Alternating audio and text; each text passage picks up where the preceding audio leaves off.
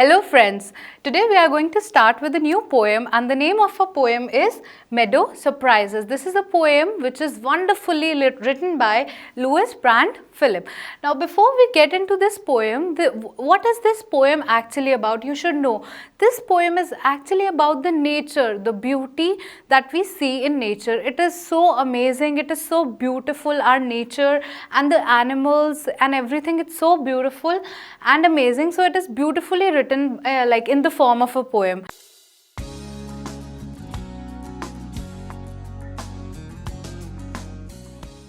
So we are going to read this poem. Now it talks about meadows. Before getting into it, you should know what a meadow is. So meadow is basically a grassland which is full of flora and fauna where there is no pollution. So it is very beautiful, where you find all kinds of animals and plants. Okay, so let's read. Meadow have surprises. You can find them if you look. Walk softly through the velvet grass and listen by the brook. Now the poet is trying to say that meadows have surprises. What kind of surprises it has, you will find out when you look into them carefully. Okay, like we are normally looking, we will not find anything beautiful in it. But if we keenly observe everything, you are going to find beauty in it. Walk softly. How are you going to, find out the beauty? Just walk softly through the velvet grass. The poet calls the grass as the velvet grass. Now, velvet means very soft, something that is very soft. So, the grass is referred as velvet grass.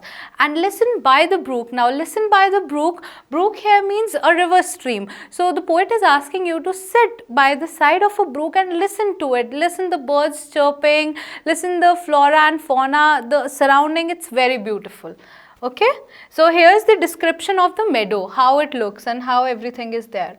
So now what the poet says is, you may see a butterfly in the meadows. You may see a butterfly rest upon a buttercup and unfold its drinking straws to sip the nectar up. Now we are going to understand what this paragraph actually means, the stanza, sorry.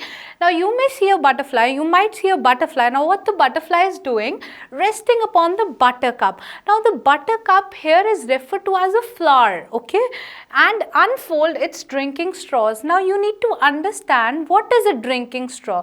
Butterflies usually have a pipe-like structure which is with the help of which they suck the nectar. So they are referring to that pipe-like structures as drinking straws to sip the nectar up. Now butterflies are going to sip the nectar up from those buttercups. This is what you are going to observe when you look keenly into everything. Okay. Next is, now you may scare a rabbit who is sitting very still. Now this talks about a rabbit. Rabbit is, again we did a poem, the squirrel from the rodent family.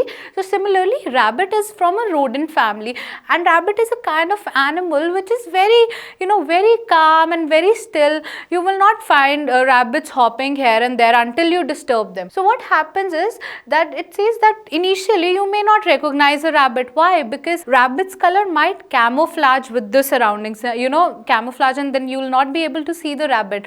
But as soon as the rabbit will hop means jump, you are obviously going to notice the rabbit. This is what the poet says. Though at first you may not see him, you may not see the rabbit at first. When he hops, you will. When the rabbit is going to jump, you will see the rabbit. Okay. A dandelion whose fuzzy head was golden days ago has turned to airy parachutes that flutter when you blow. So now this stanza talks about a dandelion. It's again a flower which is from the family of daisy, okay, the daisy flowers. Now it's describing the flower which is golden in color. So it talks about the buds of the dandelion. Initially when this flower is blooming, what happens, it is golden in color, but when it grows, what happens, the buds turn into like airy parachute. So the poet is comparing that when you are going to blow those parachute, they will flutter. They will flutter means, flutter is a movement of to and fro. So if you are going to blow those parachutes, the flower, it is going to flutter. This is the description of the flower. Okay.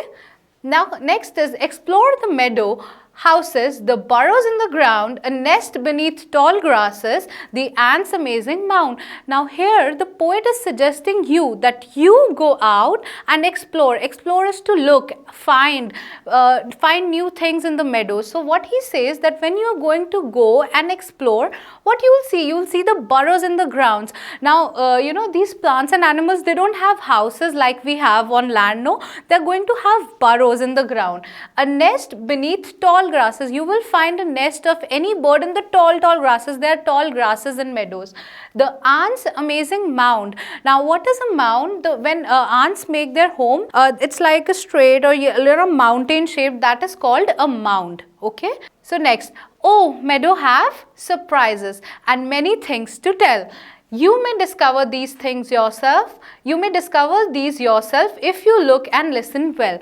So this is how wonderfully this poem ends, and the poet is trying to explain you that you are going to actually find these surprises when you are going to keenly observe everything. So this is how our poem ends. I hope that this poem is clear to you. And now we'll be moving on to our question answers, the possible question answers which are going to help you in this poem. So the very first question is, this is a question which is a standard question which is going to help you, and it is very important for like in any of the poems. It says that who is the poet of the poem Meadows Surprises?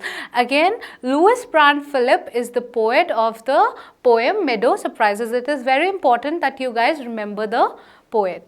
Okay. So next, our next question is, discuss the meaning of following phrases. These were few phrases that were used in our poem. Okay, we have discussed it very beautifully while discussing the poem, but we'll discuss them again. So the first one is velvet grass. Velvet grass is referring to the soft grass over here. Okay, now drinking straws is again referring to a straw-like pipe that a butterfly has for sucking the nectar. So it appears like a drinking straw. That is why the poet is using this word. Okay.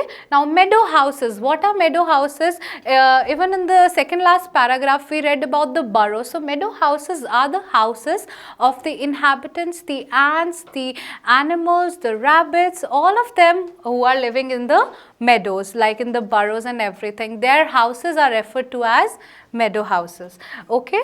Now the last one is amazing mound. Now mound here means the ants are the place that ants have prepared for themselves. Okay, where the ants are living. So guys, I hope that this poem and the question answers are clear to you guys, and if you have any doubts, feel free to comment them below. I'll be replying them, and so till then, take care and bye bye.